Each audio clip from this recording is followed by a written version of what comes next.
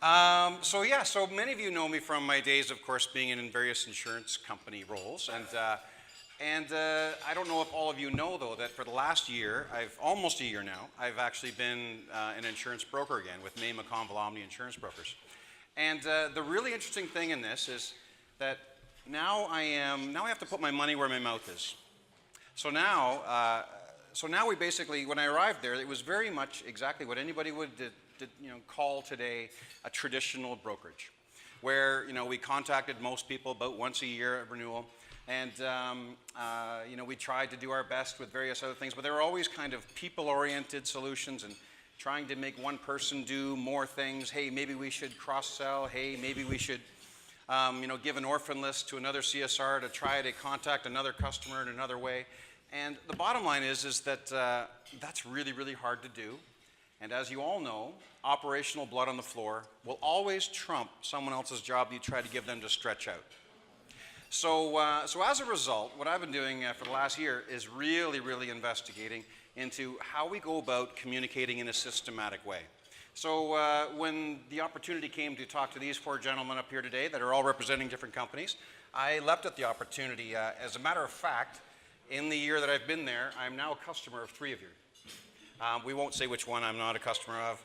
However, it has something to do with the fact, And it's strictly a capabilities thing with an integration with a particular BMS that I'm on. So anyways, I will introduce Alek Mirkovich from Pathway, and I'll let you guys introduce yourselves briefly as well too.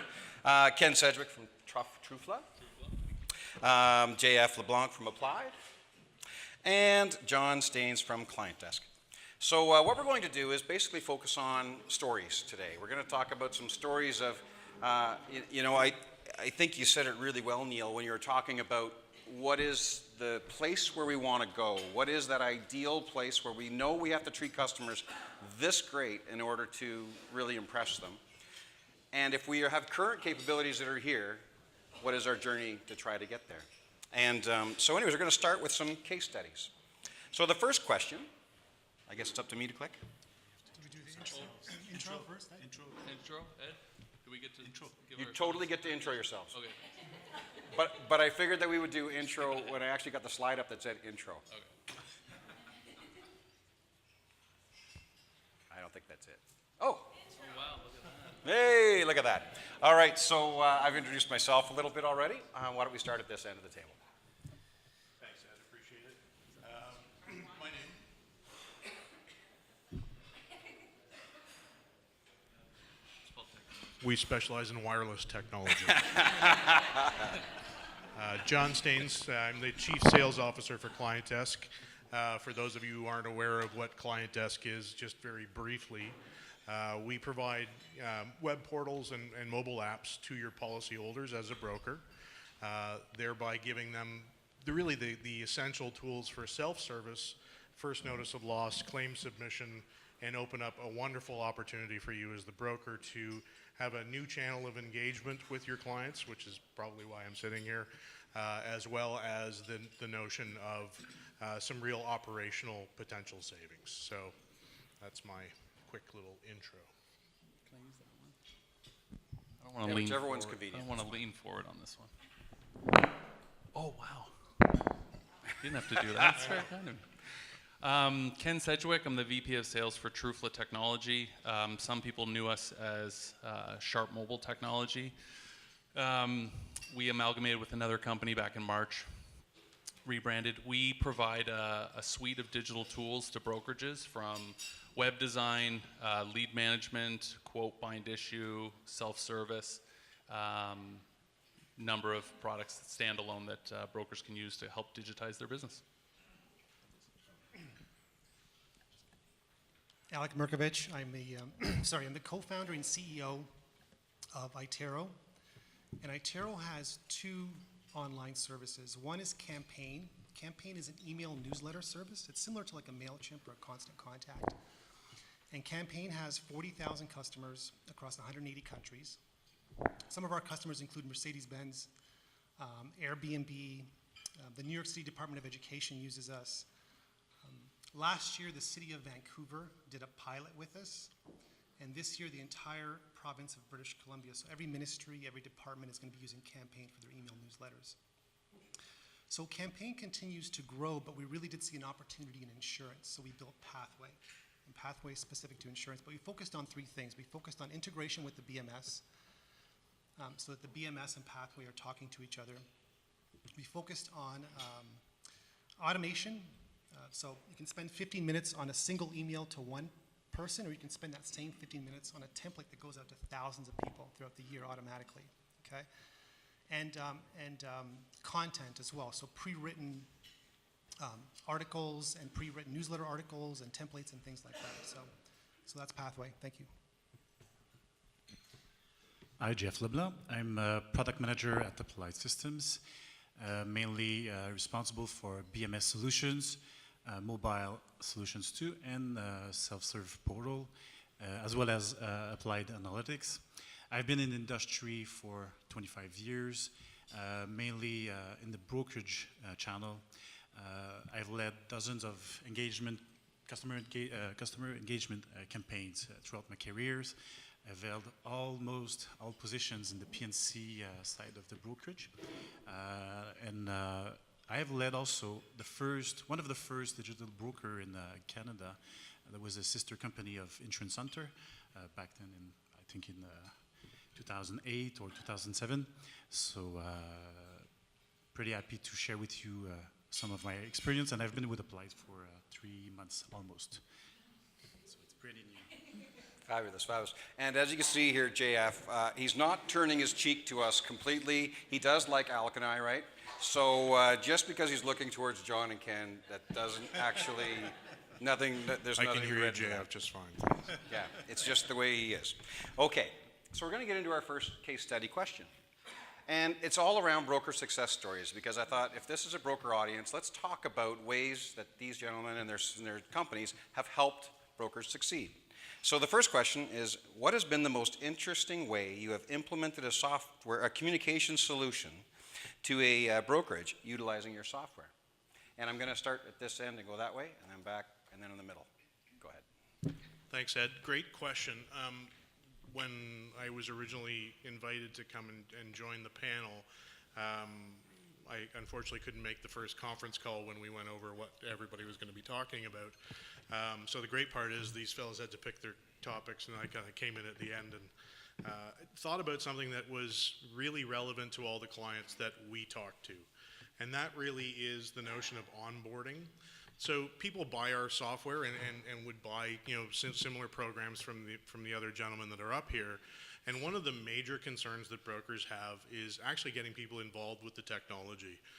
You're turning what is a phone call and face-to-face business into something that has to live to a certain degree in the digital world, and that can be kind of a scary thing. It can be an intimidating thing. It can feel like it's undermining the quality of the value proposition that you deliver. But I think when I take a look at my clients who are very successful in hitting numbers like 40% of their book of business, 40% of their clients using our technology on a fairly regular basis, I looked to what they were doing and thought I would share some of those notions with you. Email campaigns are still one of the key ingredients to getting people involved, or at least aware of pieces of technology. But it's not just around the notion of that topic of, hey, we've got a new app and we'd love for you to use it. But rather think about all the other communications that go out electronically. Your signature at the bottom of the page is a tremendously powerful tool. It's where they find your phone number. It's where they find your address. So why not tell them about your latest communication tools or the latest things that you have on offer from your office? So that could apply to our platform, anybody else's platform, or other things that you want to get out there. The notion of gift cards. So when people talk about getting users to a native application, in the technology world, they talk about the cost of acquisition. Companies like shop.ca, you see Ebates, they offer very compelling offers to get somebody to use something once, because once they've used it, they kind of get hooked, and it's very true. So some of our very successful people are actually offering gift cards, things, very minimal amounts, Tim Hortons gift cards, whatever they think their clients are going to like, and it's been a tremendously powerful tool. if you have on-hold messaging, if you have any of these simple tools where you can just repeatedly get the message out that we want to communicate with you and we are providing new self-serve and claims opportunities for you through the mobile world, you can really make some tremendous strides. That was my answer. You weren't on the call. I missed the call. You weren't on the call. John, jeez. I'm going to give a case study that kind of threads the line here. So there's a technology aspect, but there's also a non-technology aspect. So we have a client out west, and they suffered from some flooding in BC. So they had a number of clients that were insured with a specific insurer that did not have a coverage for docks. So a lot of these people had houses, docks on a lake. Docks were being washed away with the flood. Now they had another insurer that offered coverage for that. So of course, what do you got to do? You got to contact everybody that doesn't have the coverage to let them know. So they went in to their BMS system. I'm not going to name names. They went in looking for it. Now the problem was these homes, a lot of them were secondary properties. And the BMS, there's fields for it, I believe. I'm not an expert, but they only really store the main address. Now, the broker insured them, but they're all locked. All that data, all those addresses, they're all locked up in PDFs. Couldn't get them. So they can't find it. They went to the insurer. They said, hey, we need a list of all these people that live in this area. We need to contact them, right? While they're waiting for that list, they go into their BMS system. They run 90 different reports trying to find these people. Can't find them.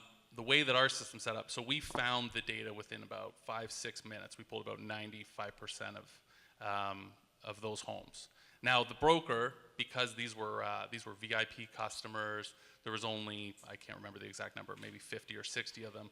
They chose, based on the requirement, to call the client. They did not, you can send an email, you can send a push notification. That's up for the broker to decide. But ultimately, there's a prime example of a scenario. The broker needs to get in touch with the client. That is, you can't just sit back and wait for the broker or for the client to engage you. There's an E&O opportunity. There's flooding. So being able to find those clients that you need to connect with, and then choosing how you want to connect with them.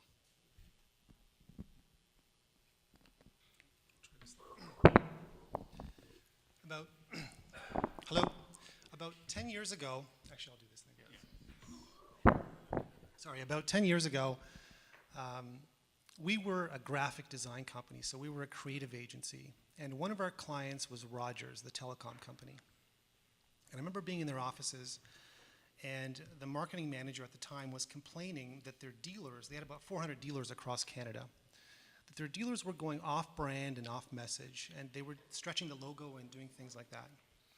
So I said, why don't you create a dealer portal where the dealers can log in and they can't change, they can't change, they have the templates they can't change, but they can maybe add their contact information. They can add a call to action so that the dealer in Chinatown can localize it, maybe write something in Mandarin. And he loved that idea. So he said, can you do that? And I said, yeah, we can do that. So we built it, and a few months later, they launched it. And I get a call 30 days later, and he says, the guy from Rogers says, did you see the stats? And I didn't know what that meant. I didn't know if it was a good or bad thing, but I said no. And fortunately, these 400 dealers, these Rogers dealers, they took these 7 or 8 templates that were online, and these are like one-page templates and email templates, and they customized them 2,500 different times in the first 30 days. And they sent emails to hundreds of thousands of their clients. So it was an overwhelming success, to the point where the people that we work with at Rogers had won some awards. I know one of the guys got a promotion. It was a pretty big deal, and it really got me thinking about, building some sort of an app, moving from a design company to some sort of an online application. And I did quite a bit of research. I was looking at the blogs and the news channels and things like that. And at that time, 10 years ago, there was a lot of conversations about social media. because every couple of months there's a new social media app coming out. Now, what I realized about blogs and news channels is they only talk about things that are new, right? And I guess it's right in the word news, so I guess that kind of makes sense. But the reason I'm telling this story is because when I actually did the research, when I actually found the studies, what I found was that email was far more effective at a couple of really important things. Okay, so one was converting prospects to clients, and two was converting prospects to clients, and two is the return on investment. If you actually look at the studies, especially one by the Direct Marketing Association, okay, which is a really important one, you'll see, email marketing, the return on investment for email marketing is here, and then everything else, social media, direct mail, display ads, search ads, it's not even close, okay? So, for me, it was just kind of breaking through all that noise, and I know you guys are going through this as well right now, what technologies to adopt. But the Direct Marketing Association study said that for every $1 invested in email, the return is $38. And automated emails generates 3 times more revenue than non-automated emails. Okay, so number one, if you just look at it from that perspective, your ROI, automated emails just make sense. And number two is, we spend 70 to 80% of our waking hours communicating in some way or another. And a lot of times we communicate with our devices, right? Especially our phones. And email is usually number 1, 2, or 3 as far as the activities on the phone. One of the most popular activities. So, a lot of you are thinking about maybe a portal or an app or something, and that's great. But they're already using an app. It's called email. So just make sure you're in that email app. Okay. Thank you.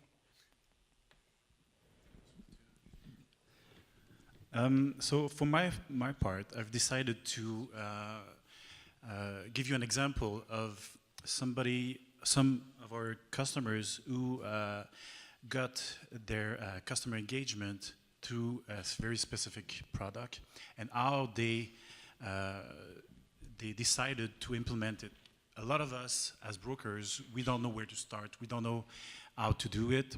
So that's why I chose to give you an example of Go Auto Insurance, Karen from Go Auto Insurance. So I asked her what decisions they made to go and implement their vision, some takeaways for you that I could share with, and what are some metrics that they got from this implementation that they just did. So they started with a vision. They decided that they wanted to use a BMS and rethinking their business. So they looked at the BMS and decided that they would work with the features that were in the BMS, with the goal of becoming more efficient and more streamlined. So they prepared, and that's a key when you want to implement a strategy. You first have to have a goal and then prepare for it, so plan. So all their employees spent 2 to 3 months training on Applied University before the start or the launch date. Every employee, from the receptionist to the CSRs, were communicated the strategy, the process, and how to engage with customers. So what would be the objections? What would be the way to handle those objections? So Karen gave me 4 questions that they, 4 decisions that they made, an example of 4 decisions that they made. So there was no element in Epic to know where a customer was onboarded with our self-serve portal. So they created an activity to show that, and then they were able to process, to put the process in place, and whoever touched the file had to make sure that this customer was having a live CSR24 account. They decided not to email pink card anymore, so they were directing customers through the self-serve portal and their mobile app. So to do that, they designed the process. They trained employees on how to handle objectives. They downloaded also with them the app on the phone, and they took them by the hand to help them to make sure that the account was working, that the app was working on their cell phone or online. So they were engaging, or they were starting their engagement process at the very beginning through the onboarding of the app or the solution. They decided also that they would no longer mail out the policy documents. So that's a big decision also. But again, they designed the process. They decided that they would start scanning all policy documents and attach them to their account so that consumers get the habit of going into the portal. And then they decided not to email a notice that their policy documents were on the self-serve portal, but rather use the text message that's available from our solution to send them a notice that their documents were available. So you have to create this engagement and this repeat process into their this solution that you are promoting. So there's many ways, and texting is one of them. Automate and standardize the sales pipeline. We know that salespeople are not the most technological savvy and enthusiast either. So the initial, when they said that they wanted to automate this process or help them, so they started, the initial reaction from the sales staff was, well, it's going to bring me more work. It's not going to help me. It's going to take more time. I'm not supposed to do that. I'm supposed to sell. So the strategy that Karen put in place was to start with the seniors. Those were most risk or adverse to technology. And she told them, well, prove me that it's not going to work. And 1 month later, all of them told them that, well, finally it was working. It was working because they were applying the processes, management was following up on them and training and helping them, supporting them doing that.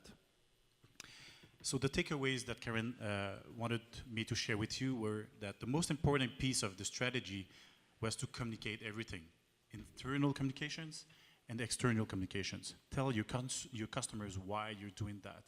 Tell your people why you're doing that. And all along the product cycle or the sales cycle, you must inform everybody that's involved in this implementation. So understanding where objections come from, plan and adjust.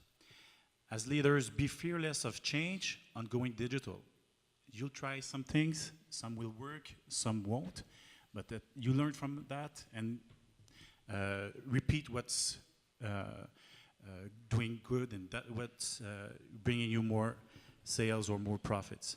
Leadership must inherently also believe that this is the right thing to do. Decide on how you want your business to operate and needs to happen. It's who you are, it's the personality of your business that you're creating. And some metrics, well, Karen told me that before implementing this strategy, a CSR could handle like 20 to 25 calls, and now they handle double the calls, 40 to 50 calls a day. They get 10 to 20 requests through the portal each day also, that's a lot. 10 to 15 live chat sessions. So we were told earlier today that chat sessions are very important, and that's good, and that's really a living example. And their Canada Post costs went from 12 to 1,500 monthly to 150 because they chose this digital way of communicating, engaging to this very specific process in our broker experience with customers. Thank you. I'd say that what was really interesting in that is all of you chose completely different technologies to use. All of you relayed how important leadership alignment to it was, and then to actually build out an execution plan and just try. In fact, the one thing I'm going to steal from yours, JF, is for someone that challenges the status quo to say back, well, prove to me why it won't work. Yeah. And I like the idea of turning the proof point to the person that's objecting. Giving power to... Yeah, I think that's great. So then, now of course we're all investing in these things and we want to understand, okay, well when we make investments in communications tools, where are they going? So the next question is, going forward, where do you think your solutions are going? Paint for us a picture of what a broker to customer conversation or communication is going to look like going forward. And this time we'll start with you, Jeff. So I took it as general, not only for applied, but what I'm seeing in the technology evolution. Was it like the... yeah, that's fine. Yeah, okay. So what I'm seeing is three main elements. And the first one is data privacy. We talked about it today. We hear about that on the news every day. And the GDPR is a very good example of tightening data privacy laws that are going to govern our day-to-day business and the way we conduct business. So I really think that's going to be game-changing, and advertisers are going to have to find new ways to reach to customers, because the data privacy is going to shift from corporations to consumers. So they're going to be owning their own data, and that's coming really fast. There's also something we should look at, and we're all living that on our everyday life, and it's the rise of digital well-being. There was an article in Wired magazine at the beginning of May that was saying that there's a movement in Silicon Valley about digital well-being, and I'm just going to read a quote because I thought it was really telling. People have been so desperate to become,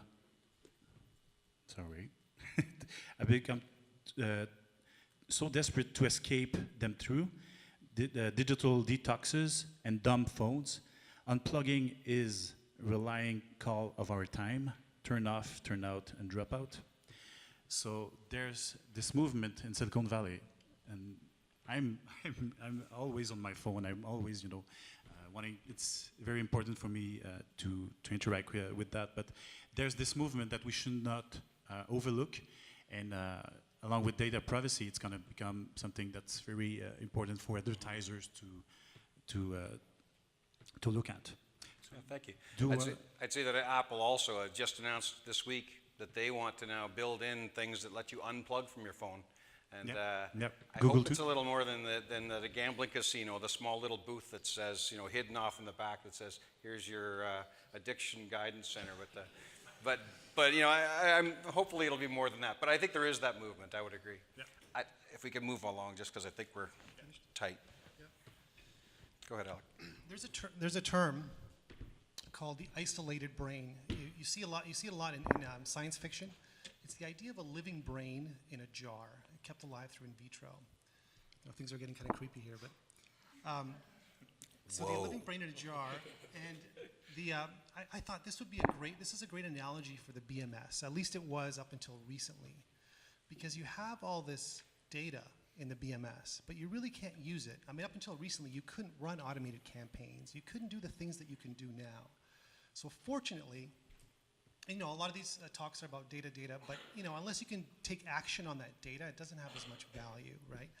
So fortunately, we're seeing things change. A Pathway now has clients using all the different BMSs. We do have direct integrations with most of the BMSs. Today, you could automate your welcome letters. You could automate your renewals. You could automate your pre-renewals. You could automate the delivery of your electronic documents, including the electronic pink slips, all through email with no apps or nothing to log into. You could run marketing campaigns like cross-sell campaigns, and asking clients for online reviews. You could automate your newsletters. Okay, you could try to win back your old clients. You could automate your newsletters. But tomorrow, what you're going to be able to do is every newsletter is going to be personalized to that client. Okay, so right now you're putting together a couple of articles, you send out that newsletter to all your clients. But tomorrow it's going to be personalized and it's going to be automated based on the data that's inside and outside of the BMS. So for example, if we see their children are turning 17 or 18, the system might include an article about, are your kids going to college? Or if they tweet about going on an upcoming trip to the Bahamas or something, you might include an article about safety trips when traveling abroad, things like that. So they're going to be totally personalized and very automated as well. I'm just curious, has anyone seen the Google, every 2 years, Google does a keynote where they introduce their new technologies. I know you guys have probably seen it, but have you guys seen it? Has anybody seen that Google keynote? 2 p.m. hair appointment. Okay, so do you mind if I just want to share one? You want to play it? I want to play it because it's so important. It's so cool. So this is the Google Assistant calling to schedule an appointment, having an actual conversation with somebody, calling to schedule an appointment for a hair salon. Okay.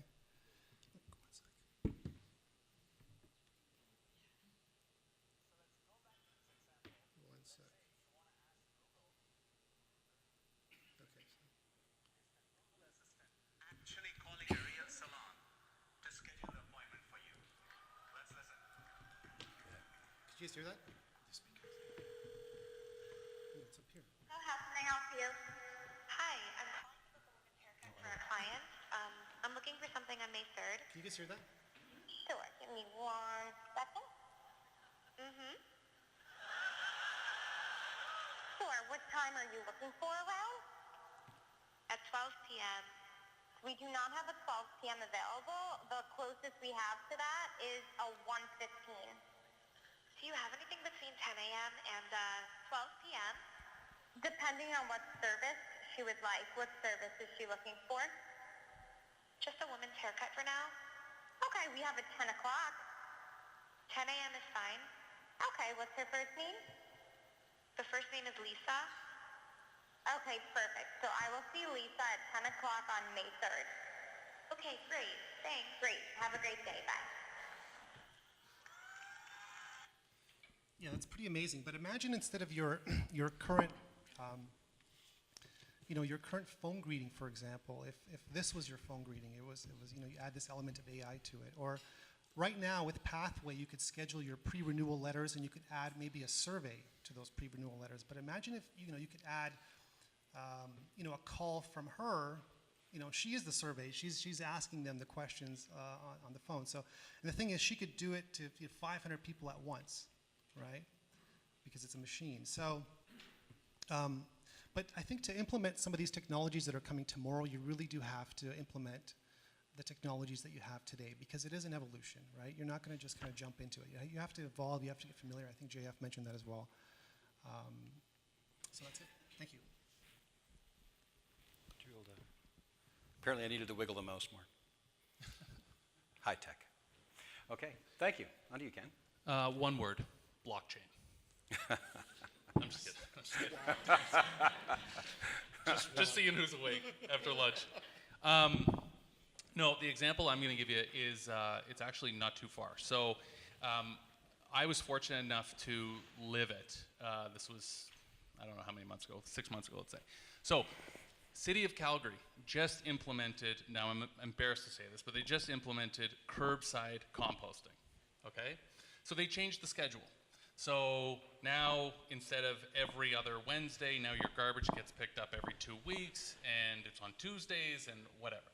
So they do this huge campaign saying, everything's changing, they mail you this, this piece of paper, and they say, go to this website to find out how you can be notified of this, okay? So I screenshot the whole thing. I was blown away by the whole thing. So I went to the link, and it says, how do you want to receive these notifications? So we've got download the app, email, phone call, Twitter, text message, add to iCalendar, print a calendar, service alerts only. Okay? So I said, I want text messages. And then so it said, where and when should we text you? So I put in my phone number. I said 7 p.m. It selects the day before. Do you want the day of? Whatever. I think I actually picked 6 a.m. the day of. And then I put in my email address. It selects, what day, down to the minute. So this is where Some of this stuff, yeah, you can automate it. Some of this stuff you cannot automate. But really what we look at is we think the customer should have far more say over what they get, when they get it, how they get it. So it's going to happen. The customer will have more, and this happens in Facebook and Twitter and all this stuff, where you can log in and just say, these are the kind of alerts that I want. This is how I want to get them. This is where I want to get them and what time. So that's where it's going. Yeah, not too far from that. Yeah, I would agree. Thanks, Ken. I'm going to build on all of that and not look too far down the future. Technology has really created a bunch of multitaskers out of all of us, right? We start work in one place, pick it up, drop it. I start on my tablet, work on the train on the way home. Those are the kinds of interactions that I think we're all trying to prepare, this industry for. If I start something in chat, it doesn't mean I don't want to have human interaction or have you call me. It doesn't mean I don't want to receive a piece of mail at the end of the transaction. You can't guarantee which flow I'm going to take as a consumer, so you need to cover them all. We saw this recently, especially in marketing, particularly with, well, you have to pick a social channel to be on. The answer is no, that's not the correct approach. You might get a really great result in one area and it's a larger piece of business, but you can't overlook an entire segment. And that's why radio stations still exist and TV stations and YouTube, is that you're going to reach a level of sophistication both in your approach and in your segmentation that's really going to need multiple pieces of technology. And I often try to talk our clients into adding additional what could be construed as competitive pieces of technology. They're complementary. We don't have all the solutions in each and every one of our companies to deal with all the challenges that you face currently and will face into the future. So don't settle on one thing. Go broader band and recognize that none of this eliminates the need for quality care. A quality conversation can happen in chat as well as it can happen on the phone or face-to-face in your office, and all of those ingredients go into actually running a modern relationship with another human being, whether they're a client or not. I think that's a fantastic response. I would say that all four of you emphasized mass customization. So I think that that's absolutely where it's going, is what is the data? How do I want to give the person choice? And then how do I want to get the right message to the right person? Great. So the last question then is, the last question we have for today is, okay, you've talked about some things that we can aspire to in terms of how we're going to communicate with our customers. But what does it actually take for a broker to implement and leverage the value of the solutions? So if you're thinking through to the experience that you have with brokers, how do success stories happen? And this time we'll start with Ken. I was worried I was going to go last on this one. The biggest thing that we see really is oftentimes, let's say 99% of the time, the person that makes the decision on using the tool is not the person that is implementing the tool. So you've got the president of the company or the operations manager, whatever, says, okay, we're going to now use this tool. Meanwhile, you've got 5, 10, 20, 100 brokers that you have to onboard onto the solution and get them to take it up, and why it's good for the business and why you need to do it and all those things. And that's where we see kind of a huge disconnect. The person making the decision thinks, yeah, this is a good idea, this is going to be good for the brokerage. They don't necessarily tell that story to their own brokers. A story that I often tell, and I use the hypothetical name, but I had a broker tell me one time, Joanne, I call her Joanne. Joanne's worked for me for 20 years. I don't tell her what to do. And meanwhile he's saying, the adoption rate is a little bit low. I'm saying, well, you got to tell Joanne what to do. And he was, that was really hard for him. He just could not, he couldn't do that. But meanwhile, Joanne's been in the role for 20 years. She just, if anybody's who's ever read the book, Who Moved My Cheese, it's change management. And that's a big piece. You can pick up all these digital tools all you want, but ultimately you need to tell the story within the brokerage to your team. How does this make us better? Why is this of value to us? How do we need to do this? And that's That's a lot easier said than done. Excellent, thank you. Yeah, and then I'm going to skip back here and I'm going to let you finish, Jeff, okay? No, I'll let you go last. I'll go last. You're next, Alek. Thank you. Where's the zigzag? Going to John next. Yeah, so implementation for Pathway is, it's relatively simple. It's not something that you have to have all of your staff use. There is some options where you can have CSRs use it as well, but on a very simple level, you're setting up your automated email. So one person in the office has to be responsible. A lot of times it's the principal. About half the times it is the principal that gets the ball rolling at least. And then it could be a broker or a CSR, or personal lines manager, or if they're a larger brokerage, it could be maybe there's a marketing person that's responsible for it. But on the simplest level, once it's set up, and typically we have clients that activate the welcome emails, for example, the series of welcome emails, within like the first week, right? Maybe even the first day sometimes. So we need about a week to 3 weeks to sync up your data with your BMS. But after that, it's really a matter of you. It's really a matter of editing that templates and editing the text. And as soon as you can do that, so it doesn't necessarily take a long time. But there does need to be one person that is somewhat responsible, at least at the beginning, and then. To really get the most out of it, you will want to do some manual campaigns as well. Like it's not all about just automation. You could also log in, and you could also do send out some manual newsletters and manual emails as well, and things like that. So that's it. All right, we'll go to John next. Okay, I'm going to take kind of a general approach to this. Implementation, and I would say, of being familiar with everything that is available up here, it's very rich in features. You need to pick one or two really strong reasons for buying any of these products. And you want to focus on only one or two of them because we've already heard, great keynote right before lunch. Failure is okay. But if you have too many variables when you're launching something new, it can be running in the background. You don't have to be focusing on it. But take your time and set some goals and ask us for advice about what reasonable goals really are. We have a larger sample set than what you've dreamt up by saying yes to us. Yeah. It's better to kind of gauge it against what's happening in the industry and what's realistic, but focus on a smaller set of the features that exist within a broader piece of technology. Set some goals, do your experiments, be willing to fail, and of course, getting people internally involved. That's the only way to do it. If there are benchmarks, if there are an understanding that there's no pressure to learn it all to the nth degree right out of the gate. We can't all spend 3 months at Applied University, sorry JF, but that's just not feasible in a smaller operation or even in a mid-size operation. So yeah, so I think, the plan to fail failed the plan. Go for it. Thank you, John.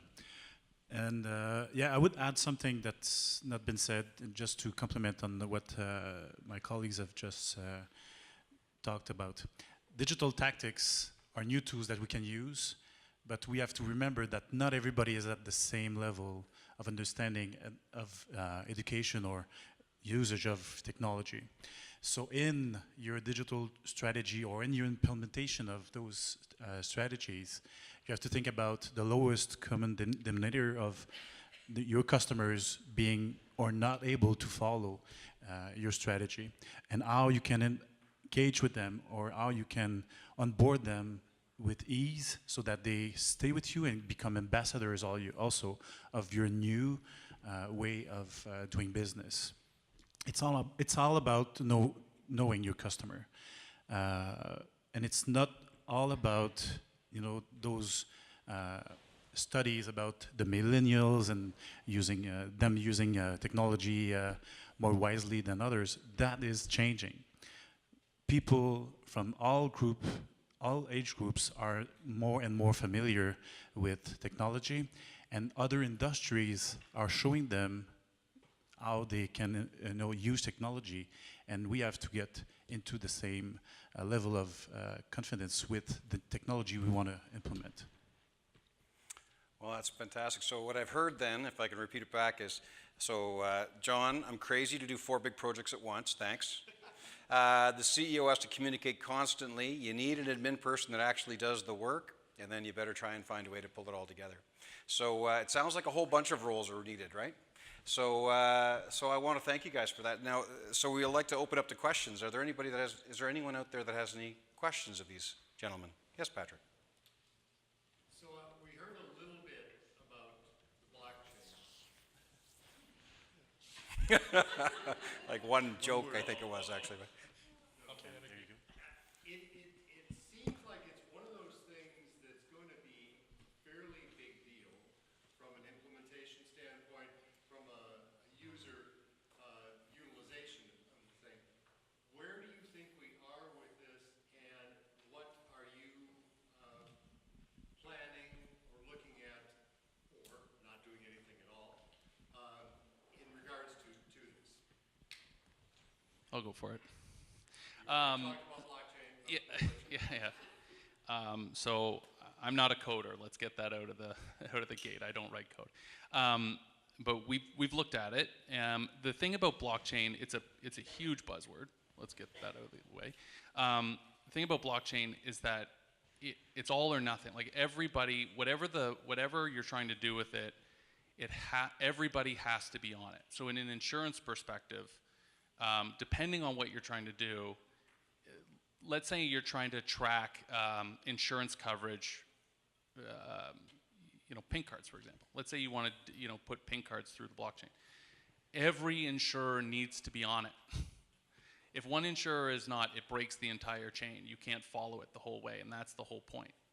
So from an industry perspective, I think there's huge application, but we're still talking about, translator hubs and data standards. Like I don't think as an industry we're even close to having that type of unity, I guess. Any other comments?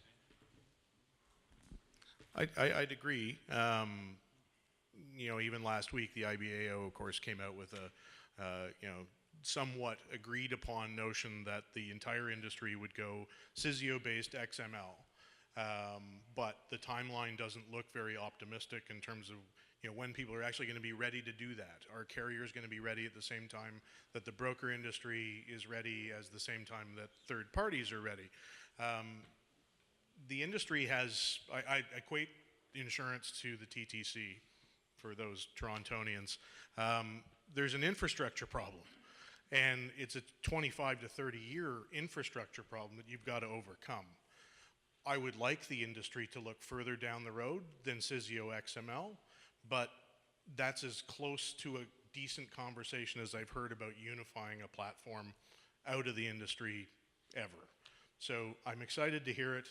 I think that's really, if you had a piece of technology that was tailor-made for the insurance business and to keep brokers in the loop, blockchain's it. Can I give one more example? Sorry. Just to give you an example, and I know this because I just read it the other day. 13 insurers in India joined up. And what they're doing is that none of them actually hold the data's on the ledger, but they all share the same client data. So for example, if a client moves from one insurer to another insurer, that new insurer doesn't actually have to ask, let's say 50% of the questions, because they already have it, but they don't own it. It's not theirs, but if they make a change to it, it goes back into the central system that those other 12 people have access to. Sorry, Lynn? Calling you out. No, it's awesome. It's awesome. But do you think, how many insurers in Canada do you think are going to join up and like share data? Like it's, anyway, sorry. There was an example. There was an example of what I was. Same example. Okay. And well, just to add on that, and I won't spend the rest of the conference on the blockchain, but there was also a good example of March Canada. Some people were at the table who introduced a smart contract for proof of insurance in commercial lines. So it doesn't need to have all players into the blockchain, but a few stakeholders needing that particular process to be automated, more efficient, and flow through a group of stakeholders who gave consensus and trust to the transaction. Fabulous. We have a couple of minutes left. We have maybe one more question. Oh, yes? Follow up on the blockchain. My concern with blockchain is not concern, I think is simply is it's not the worldwide ledger that we need to concern ourselves with. We need to concern ourselves with is that these new insurtech, call them direct writers, okay, that they create the smart contracts that that eliminate or minimize at best the intermediaries, our position. And we've seen it happen with travel insurance. We've seen it now happen with transport insurance. We've seen it happen with reinsurance at the large level and in India. But the intermediary, it's already happening on a small project scale. And what's going to happen when one of these insurtechs or one of the new direct writer digital markets that come out actually put that into place. And some of them say they're friendly to brokers. Well, once that smart contract's in place, not so friendly. Well, smart contracts are intended to automate very simple processes. So simple products, simple processes that are agreed with, by the encoded in the algorithm. So when certain conditions are met, well, the smart contracts triggers. So think of it about taking some inefficient processes that we all have to do because that's how we do it, and we have to do it. But low margin products or processes that we are getting into every day could be automated with smart contracts. So that's how we could spend more time with more valuable advisors on things that matter than just a proof of insurance. So I would say that to wrap it up, it does get more simple and more commoditized. For example, in Britain, we're talking about the red phone. But also in the UK, when people have an insurance claim, they are truly completely unaware if they have coverage. They have to call, and they kind of hope they have coverage. And I've listened to those calls directly. So it all depends. Where is the advice, and what is your value prop? And have you? I think you hit it. I think it was Rob Triggs that actually talked about that a lot too. What is your value prop, and does your customer actually know that you have that value prop? I think that's how you could protect yourself anyway. And for any new technology, stay aware of it, and hopefully some really smart vendors come along and build some capabilities for us as we go forward. So thank you very much, everyone. You guys were great.